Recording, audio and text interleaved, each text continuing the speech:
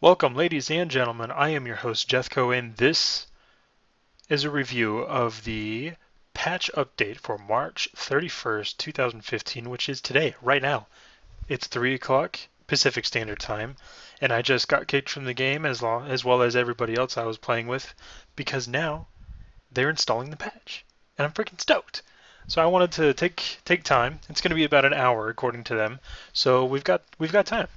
Let's look over these patch notes I did yesterday, and I'm pretty excited. First of all, start at the top. We've got maps, we've got balance, we've got bug fixes. Grab yourself a cup of hot cocoa, swig of whiskey, or another random beverage of your choice, and settle in for some ever so exciting patch note reading. Heck yeah, I'm not much for alcohol. Dig some hot cocoa. I used to have a can of Coke around here, so it's gone. Okay. Maps. The following new relic maps have been added to AutoMatch and custom games. We've got General Mud and Angoville, which was previously a COH1 map, now with COH2 freshness. The following community maps have been added to custom games and AutoMatch as part of the Community Map Spotlight series. Congratulations to the talented map makers that have had their work included in the game. We've got Sittered Summer. Holy crap. That was odd. Okay, whatever you're doing, please stop, computer. Okay. We've got Sittered Summer by Monolithic Bacon. We've got Wolf Slayer by Chuck Norris, ironically enough. Bestreya Voda by Kvzar. Sure. Pavlov's House by Nebaka. And Eindhoven Country by Spanky. The following maps have been refined based on community and internal feedback. Hill 331, Minced Pocket, Moscow Outskirts, Samoskli Winter, Samoskli, and La Glaise. The following maps have been removed from the AutoMatch list based off community and internal feedback.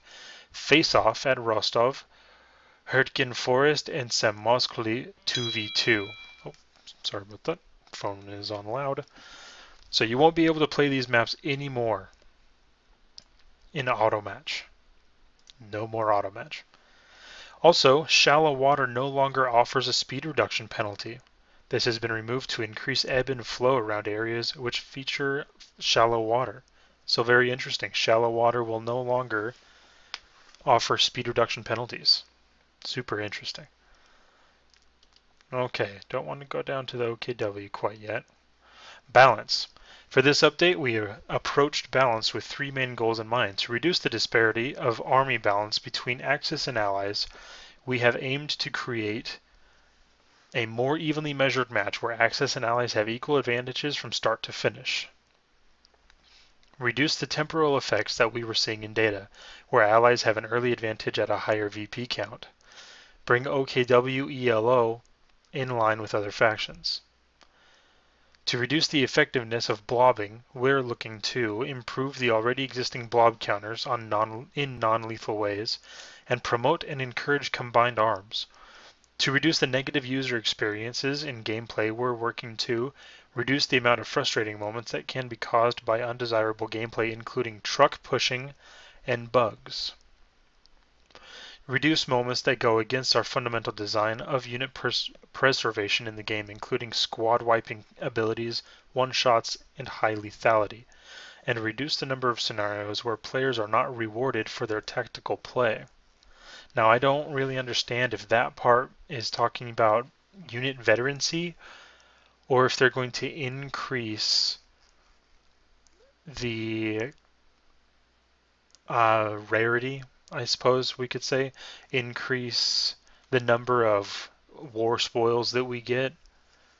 I don't know.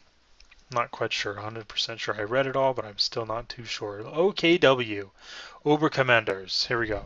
The SWS truck. We've seen ongoing complaints that the OKW SWS truck provides an unfair advantage to some players. We had our stat team pull in game numbers related to this in order to assess the situation and determine actual game impact.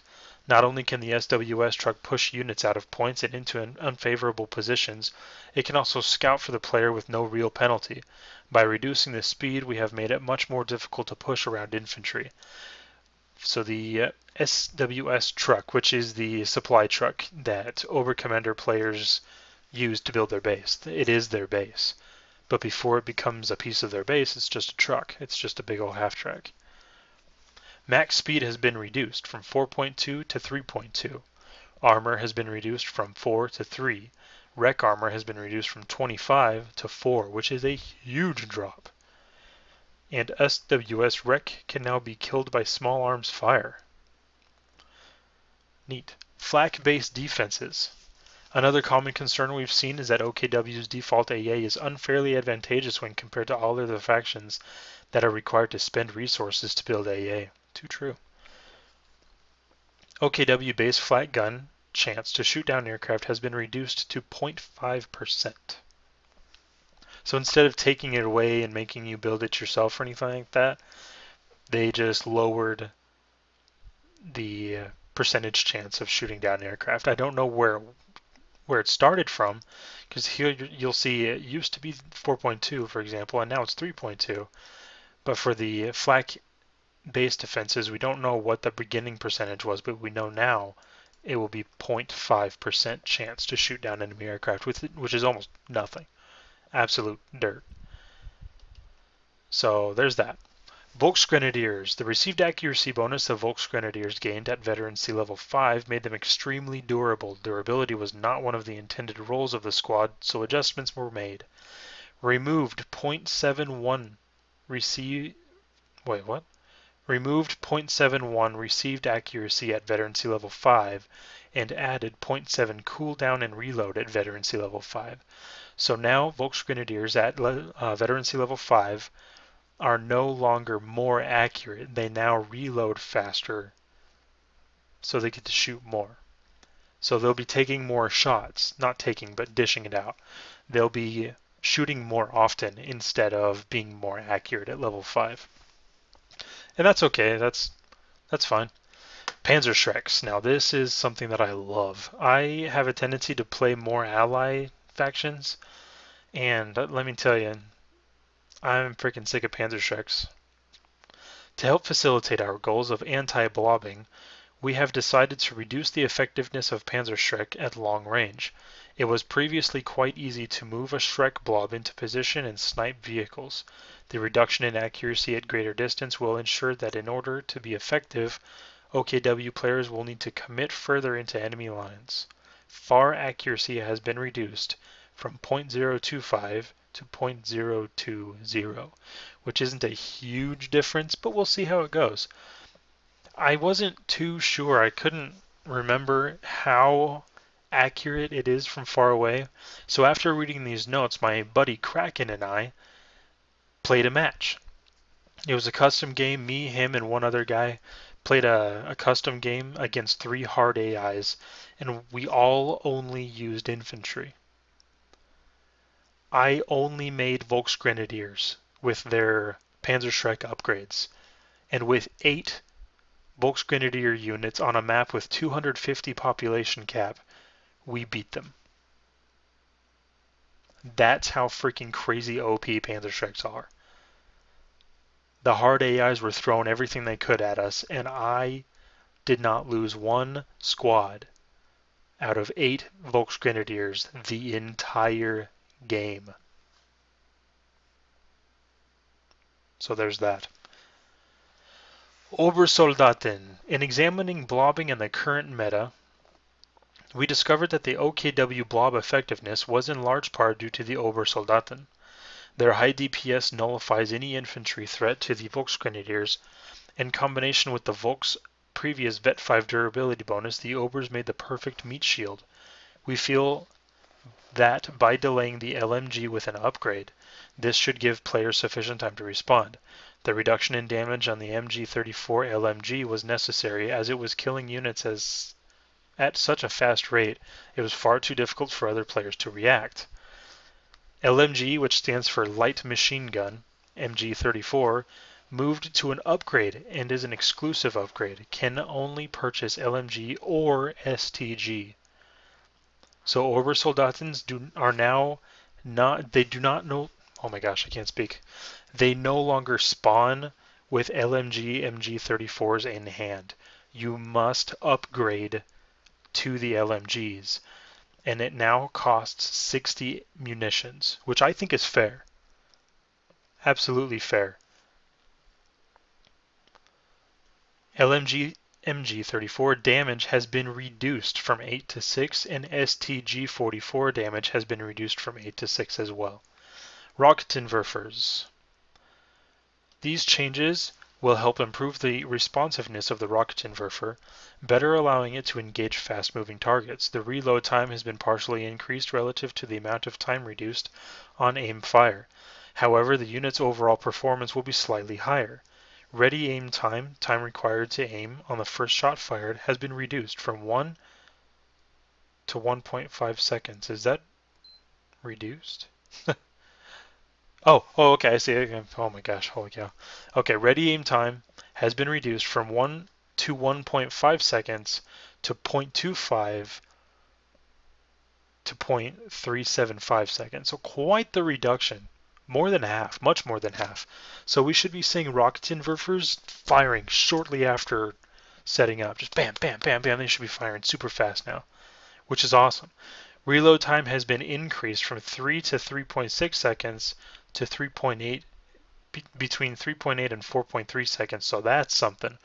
So there, let's say you've got your Rocketentwerfer and you're walking around. They get in place, they set it down, then they can fire super fast. However, they take longer to reload now, which I think is fair. That's a good exchange.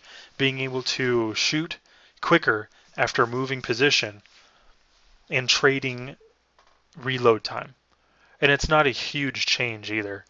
I mean, it's 1 second max, which sometimes could count, but really not a whole lot.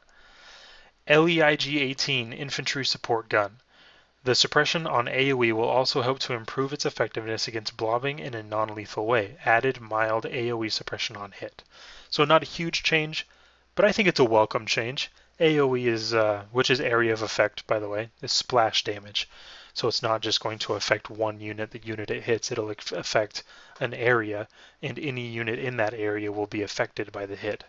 The closer to the center of the area that the unit is, the more damage it receives, and the damage that radiates outward diminishes as it goes. So the farther away you are, the less damage you receive. And obviously, if you're not even in the damage area, you don't receive any damage. So they added mild AoE suppression for the OKW's infantry support gun, which is nice. I think that's all right. Now this is where a lot of German faction players freaking lost their minds. But I see it as a welcome change, personally. It's like I can play all of the factions quite effectively. I have learned to appreciate each faction for their pros and cons. Some have each faction has something to offer, and OKW has the King Tiger, which is a freaking beast. But in all reality, it's been too strong. They're not reducing its firepower, they're not making it slower. All they're doing is reducing the armor by 50. It says, King Tiger. Allied late game had an exceptionally difficult time penetrating the frontal armor of the KT, which caused a significant amount of frustration for our players. Telemetry data we pulled supported the need for change in this area, as it frequently and unfairly prevented any realistic Allied comeback. By reducing the armor to the same value as the IS-2, it should make the King Tiger a little bit easier to damage. Its offensive power will still remain deadly as always. Armor reduced from 425 to 375. So all they did was match the King Tiger's armor with the Soviet Union's IS-2 Heavy. So now the IS-2 and the King Tiger have the exact same armor. They have matching armor, which is perfectly fair. The United States forces don't even have heavy units. They have no heavy armor at all. None. If you don't have 5 or 6 Shermans or 3 or 4 Shermans with a couple Jacksons in there, you're not going to take down that freaking King Tiger. You certainly can't take it down with infantry. You're not going to go after a King Tiger with 8 units of riflemen with bazookas. You could probably do it if the King Tiger stood still and didn't shoot you. But When does that happen? Never. Of course it's going to shoot you. I see this as a welcome change. It's only fair.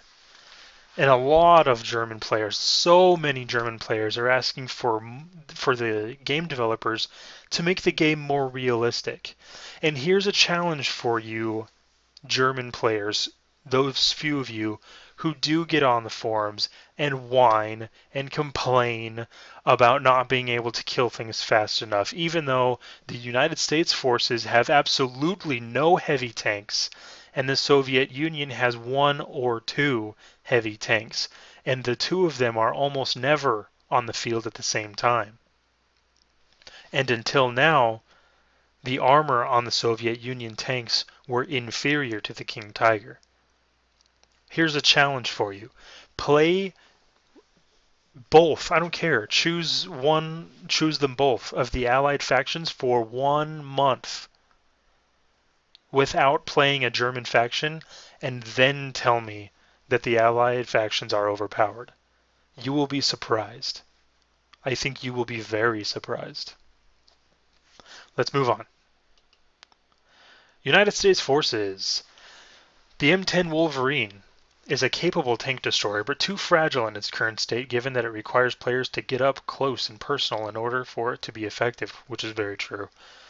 With an increase in health, the M10 will now be able to withstand 1 extra shot of direct tank fire, which is not a lot. The only way you can get the M10 Wolverine in the first place is through a commander. And why would you get the Wolverine when you've got the Jackson through your base? And the Jackson is stronger and better. I guess some people prefer the Wolverine, but now it has more health. It can take an extra shot, which is nice. A lot of people, that might invite people to use the Wolverine more often. The M36 Jackson, which is the one I prefer between the Wolverine and the Jackson. The Jackson had issues dealing damage consistently due to its lower penetration. Our team has chosen to reduce the damage dealt by the M36, while also increasing the penetration. Two changes we feel will offset each other in an ideal way. This will allow for the Jackson to retain its current role while also being a more consistent tank destroyer. This is an indirect buff to Wehrmacht Tier 3, in which every tank was hard countered by the Jackson in its current form. So damage is reduced from 240 to 200, and penetration is increased from 160 to 180. No, from 160, 180, 200 to 200, 220, 240, and that's near, middle, and far in distance. Armor piercing rounds penetration increased from 220, 250, 280 up to 240, 270, 300. And I think people are misunderstanding what this offers to the USF players. This does not make Jackson a one-hit wonder tank killer. Damage takes away health. Penetration inflicts critical damage. So by reducing damage and increasing penetration, they did not make the Jackson this invincible tank killer that destroys everything it touches in one shot. It's still just as fragile as always. They did not touch its armor. They just made it so that it penetrates armor easier and it does less damage. A lot of German players have been whining about this. A lot of German players have been whining about that. And I don't really understand why. Jackson sucks to begin with. You shoot a Jackson twice, it's gone. Sometimes you can get a one-shot kill on a Jackson with a King Tiger or a Tiger Ace. Or a Tiger for that matter. Not a Tiger. Yeah, a Tiger. Sometimes it happens. They did not change the armor. M36 Jackson has the same amount of armor. You can still kill it in 1 or 2, sometimes 3 shots. You just have to be a little bit more careful about getting so close. Maybe go in with some company, a little 2-on-1 or a 3-on-2, 4-on-2. Just don't go, you can't go 1-on-1 with the Jackson anymore because he'll do more damage. You will do the same amount of damage to a Jackson, assuming that the unit you're using didn't have his damage decreased in this patch. It'll do the same amount of damage to the Jackson. But now the Jackson can fight back a little harder now. His penetration is quite a bit higher than it used to be, especially if he's got his armor-piercing rounds on. Moving on to the M8 Greyhound canister shot. I myself actually I've never used a Greyhound, but Kraken, the guy I play with, loves Greyhounds. But even he realized that the Greyhounds were way OP. M8 Greyhound canister shot was so OP. It's an area of effect shot, and any unit inside the area of effect dies. It was way OP. He loved it, and it was great to have it around, obviously. Who doesn't want to just destroy 10 units of infantry in this circle, just dead? So, yeah. We had found that the M8 previously had the ability and tendency to one-shot kill a lot of squads with no way to counter it. By increasing the damage but removing its death critical on hit, we are aiming to give a more dispersed damage among clips of units without instantly killing squads. We have also made some adjustments to the default gun in order to compensate for the reduced effectiveness of critical hits. The Greyhound's guns should now have similar stats to that of the Stuart, which is decent. Stuarts are alright. I like Stuarts. Canister shot damage has been reduced from 40 to 80. Canister shot radius has been increased from 3 to 5. So it has a larger radius. The AoE damage that it deals is now wider. Canister shot now pierces. Squad death critical on hit has been removed. So not only, they didn't just decrease it, make it less likely, it is now impossible to deal death criticals on hit with the canister shot in the Greyhound. Damage has been increased from 40 to 60. Penetration has increased from 35, 45, 55 to 40, 45, 60. Distance scatter max has been increased from 35, 45, 55 to 40, 45, 60. Reload has been reduced from 4.5, 4.4 to 2.9. So they reload quite a bit faster, about twice as fast, almost twice as fast as before. Radius has been reduced from 2.5 to 1.75. And that's just a regular shot, I believe. So while they increased the radius of the canister shot, they decreased the radius of the regular shot. I think that's fair. That sounds pretty fair to me. Radius has been, oh, I just read that. Call-in recharge time has been increased from 45 seconds to 90 seconds, exactly twice as long. Big nerf to the Greyhounds, which I think was fair, really, because the Greyhound's canister shot was way OP before. You could take out literally like as many units as were inside the circle, they all died instantly. Which was, like I said, it's nice to have them around, but even I and my friend will admit, a little much. USF mortar half track. Everybody knows about the mortar half track. Not very much damage done, and for some reason, horrible range. Through research, we found that the USF mortar half track has been one of the most lackluster mortars in the game. Aside from its white phosphorus ability, the most inefficient mortar in the game should now be in line with its other mortar half-track counterpart. Angle scatter has been reduced from 10 to 6. Distance scatter, max, has been reduced from 12 to 5. Mid damage has been increased from 0.15 to 0.35. So nice buff to the USF mortar half-track. Should make it a lot more meaningful in the game. Pack howitzer. They added AoE. So pretty much the same thing that they did to the OKW's unit. I can't remember which one it was. Who was it? Yeah, the infantry support gun. Same thing. They just added mild AoE suppression. HMC, which is the howitzer mortar carriage.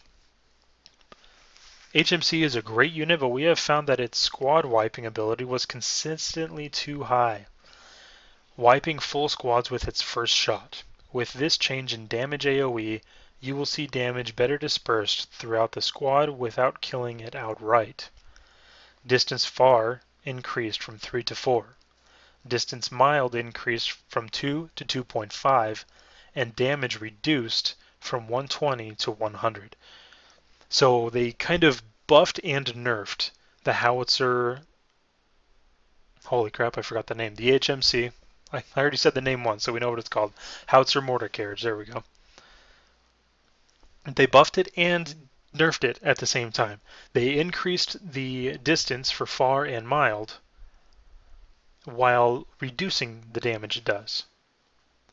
Moving on to Soviets.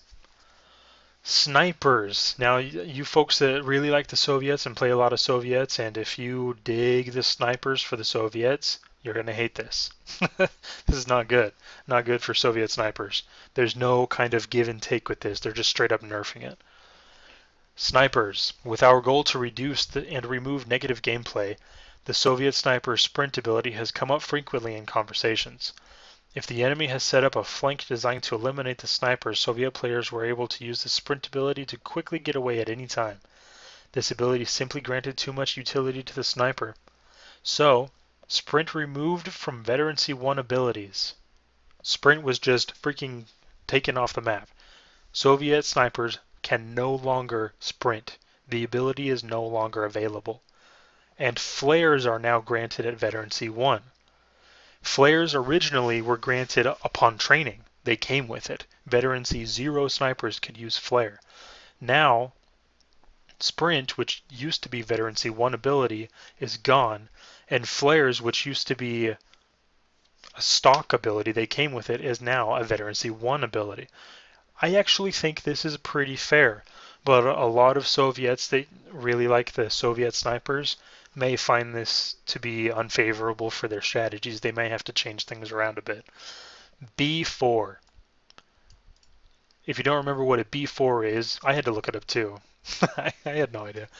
It's a artillery. It's an artillery piece, which was before horribly inaccurate and nobody freaking uses it. There were two main issues with the B4 that we wanted to resolve. First, the fact that the B4 significantly hampered unit preservation, and the second that the B4 has been overperforming in relation to the other howitzers available to our players. Both points are true, I believe. The additional damage dealt at Veterancy level 3 and the potential to combine the damage bonus for Mother Russia made this unit extremely lethal. Direct fire now pierces through terrain. To improve usability still requires a clear line of sight. That's pretty interesting. Direct fire range has been reduced from 150 to 100. Holy cow. 25% reduction in range. A little less than 25%. Probably like 18% reduction. Minus 50. Alright. Took 150. Actually, no, that's about 25%, isn't it? If you go in 50s. Yeah, about there. 150 to 100. Quite the reduction in range. Direct fire cost has been reduced from 180 munitions to 90 munitions. So again, they're kind of nerfing and buffing at the same time. They reduce the range but make it cheaper. It's twice as cheap now. Direct fire now requires Veterancy level 1. Removed precision strike, so no more precision strike. It's not even an option anymore. Veterancy level 3 has had the 1.x damage bonus removed. And Veterancy level 3 now increases ability range by 33% on barrage and direct fire. So instead, at Veterancy level 3, instead of just damage being increased by 1.5 times, you can shoot farther. I think this is a good change. This may help the Germans to stop whining so much. I'm sorry, Germans whine a lot. If you go onto the forums anywhere, very rarely will you find a Soviet player who says that, oh, I couldn't do this and I couldn't do that and the Germans this. Yeah, because the Germans freaking, they are OP, but for some reason the ally players just don't whine about it as much. Maybe I'm wrong. Maybe I haven't been playing long enough to have experienced a lot of whiny allies, but in the couple months that I've been playing and the couple months that I've been searching through the forums, I find a lot of whiny German faction players. So many. And they have so many things to whine about, according to them. Continuing, for Mother Russia, the previous modifiers resulted in unintended consequences, such as a B4 having the capability to oh my gosh, I'm thirsty. To take out a Tiger tank in one shot. The modifiers have been adjusted accordingly to better align with our gameplay systems. 1.5x damage bonus converted to 1.25 weapon accuracy. I think that's fair as well. I mean, the B4 is a 203 millimeter cannon. A lot of German players and even some Allied players ask the dev team for a more realistic experience. And I think if you took a 203 millimeter cannon and shot a King Tiger with it, would probably do significant damage. But Germans are whiners, so we're going to change it. 1.5x damage bonus converted to 1.25 weapon accuracy, which isn't unfair, I might add. I think it's a fair move. Guard troops. Our team determined that get that Wehrmacht out of there. Our team determined that as one of the worst rifles /AT in the game, changes to the PTRS were necessary in order to make it a bit more sufficient at its role. I agree, it sucks. I never use it because it's a piece of crap. Its damage profile remains the same, so damage will be relative to current values. All they did is increase the accuracy. We'll see if that actually changes very much about the gameplay of the PTRS, but I don't think it will, personally. Although they did increase the accuracy by a freaking buttload. Lots and lots. 120 millimeter mortar. This is something that hurts me right to the bones, because I love 120 millimeter mortars. The 120 is a great unit, however, its combination of accuracy and AoE damage profile meant it regularly wiped full squads with its first shot. With this change in damage AoE, players will see damage dispersed through the squad while killing the squad outright, without killing the squad outright. I have not experienced myself my 120 millimeter mortar squads wiping out entire squads. I haven't. I haven't seen it. They kill 2 or 3 guys in it. They don't wipe them out straight off. I've never seen that, so I don't know what they're pulling this off of. Damage distance, medium, increased from 3 to 3.5, and damage distance near reduced from 1.5 to 1.1. So it was kind of a buff nerf again. They increased the damage for medium and decreased the damage for near. I'm gonna hear a little bit of noise. My headset's telling me it's gonna die. Just a sec. Okay, continuing. On with the Wehrmacht. Not a whole lot of changes in the Wehrmacht. After the Wehrmacht, we've got bugs. We'll get to that. Wehrmacht Pioneers. Our aim is to encourage positional play in combined arms, which the Wehrmacht faction tends to rely on more than any other faction. With an increase in sight, albeit still lower than the Pathfinders, we are allowing Pioneers to help spot for their HMGs, heavy machine guns, and other support teams. Sight increased from 35 to 42, which I think is fair. That's alright. Pioneers, that's alright. I'm okay with that. Panzerschreck, fire accuracy reduced from 0.25 to 0.20, same as the OKW. Panzerschrecks in general across the game are getting accuracy nerfs, which I think is a good thing, because it was crap before. Snipers. In analyzing statistical data, we discovered that the German sniper had one of the shortest average lifespans compared to its Soviet counterpart.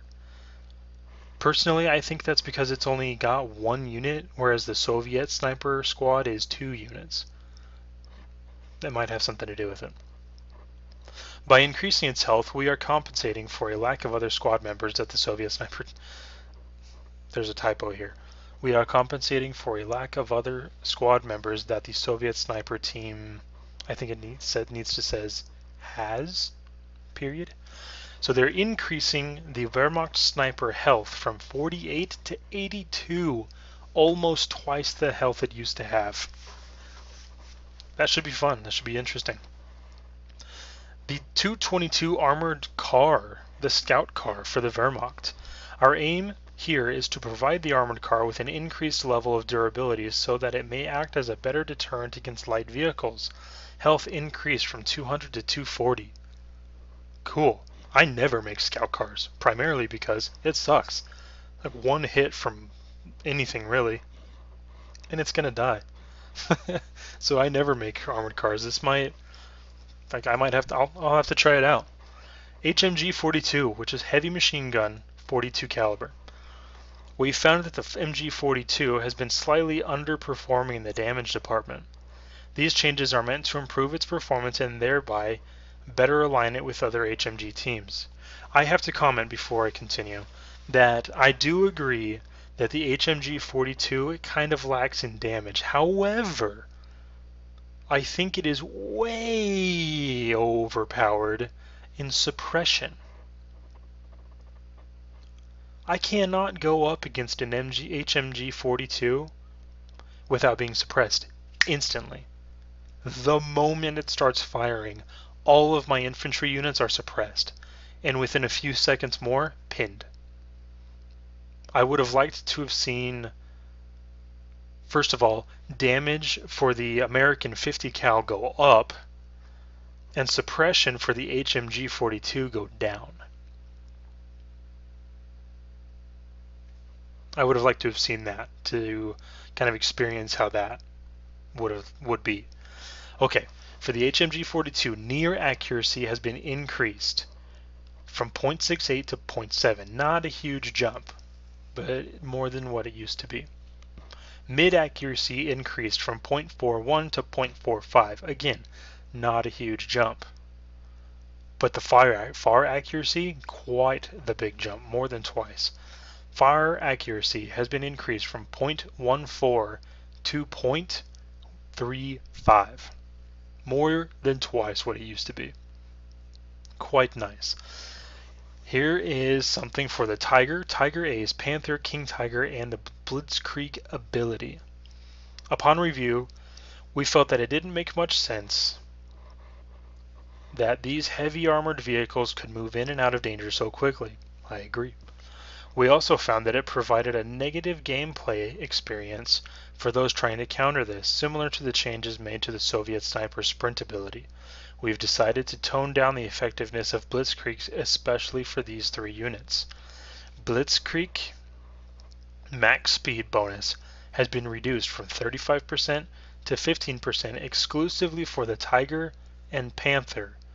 All of the other tanks remain the same. Acceleration has been reduced from 60% to 30% for all of those tanks, I believe, if I understand this correctly. And combat blitz ability speed bonus modifier has been reduced from 2 to 1.4. Lots of people whined about this, and I don't really understand why. I never use this ability anyway. I don't touch it. A friend of mine last night, while we were different friends, not Kraken, a different friend of mine, he thought that using the Blitzkrieg ability with any of these heavy tanks should burn out the engine, much in the same way that using the RAM ability in the Soviets T-34 burns out its engine. And I agree. You're pushing the engine past its limits in a vehicle that weighs, in many cases, in excess of 80 tons. It should burn out the engine. His idea is a good one. I happen to agree. We may see that in the future. Who knows? Let us continue. Those are all the changes that are being made to the faction. That's it. Some people are whining, other people are kind of cool with it. Most people are kind of cool with it. Most people that are whining are German faction players. And I don't understand that because Soviets got nerfed pretty big time, especially with the 120 mortars. The mother, as a matter of fact, they pretty much only got nerfed. Sniper was nerfed, B4 was nerfed, Mother of Russia nerfed, guard troops buffed, 120mm mortar nerfed and buffed at the same time, kind of, but it's mostly a nerf is what they're going for. They're saying that it takes out too many units at the same time. So they did these things to nerf that ability. So they're intending it as a nerf. So Soviets overall nerfed. Wehrmacht, I would say buffed. They buffed the Pioneers, they nerfed the Panzerschrecks, they buffed the Snipers, buffed the Armor Car, buffed the HMG-42, and nerfed the heavy tanks and Blitzkrieg ability. So I'd say it's a pretty fair change in Wehrmacht, pretty balanced, nerfed and buffed at the same time. Let's go over the bugs. Fixed issue and Pak 40 and Pak 43 AT guns could infinitely stun enemy vehicles after being recrewed. I never experienced that, but I can imagine how incredibly annoying that would be as your opponent. Fixed issue where sandbags were missing from Panzer IVs in hold down mode. That I have experienced. A game not too long ago, I believe I even got it recorded in my Company of Heroes 2 multiplayer playlist. Somewhere in there, Kraken asked me if this particular Panzer IV that he had looked like it had sandbags around it, and I looked at it and I was like, no, it looks like a Panzer IV should. Like, what should it look like? He says, I've got it in hold down mode. It should have sandbags around it and its defense should be higher. And I said, well, I don't see any sandbags, but if the mode is there, I imagine that the damage may be different, but who knows. But now they fixed it. Fixed issue where the War Spoils survey would appear. The user clicked on the Graphs tab in the post-game stats screen. Now I don't know what they're talking about here. I never participated in any War Spoils survey, although I would have liked to. Hold down release and prioritize vehicles no longer share the same classic hotkey H, which is nice. I'm sure that was confusing. Now what they should do is make it so that for the Soviets, conscripts with the Advanced Warfare Tactics Commander, conscripts can repair. They already have that, but the hotkey is not the same as normal. The hotkey is I with conscripts to repair, whereas with engineers it's E. Gotta pay attention to what's going on there. Sandbags and razor wire no longer share the same classic hotkey in the Ardennes Assault Campaign W. I don't care about that, primarily because, I'm sorry, Relic Entertainment, your campaigns suck, and they always have. They just always have sucked really bad. I've been playing Relic Entertainment games since I was like 12. I'm 25 now. My very first Relic Entertainment game was the original Warhammer 40k Dawn of War game. And although it is excellently and endlessly entertaining, very fun game to play with skirmishes, the campaign, once you play it once, it's the freaking same over and over. And there's always those one or two places on the map that you despise. You hate that you have to go there. And it's the same with Ardennes. There are one or two missions in the Ardennes Assault Campaign that I freaking hate so much that I refuse to play the campaign again, even though I have not yet won the skins and commanders for all of the companies. You have to play it twice to get all 4. The maximum you can get in one run is 3. So you have to play it twice, but you don't freaking want to because a couple of the missions freaking suck. They're horrible. And this that I played it on easy, just so I could brush through it and get the skins. I played it on easy.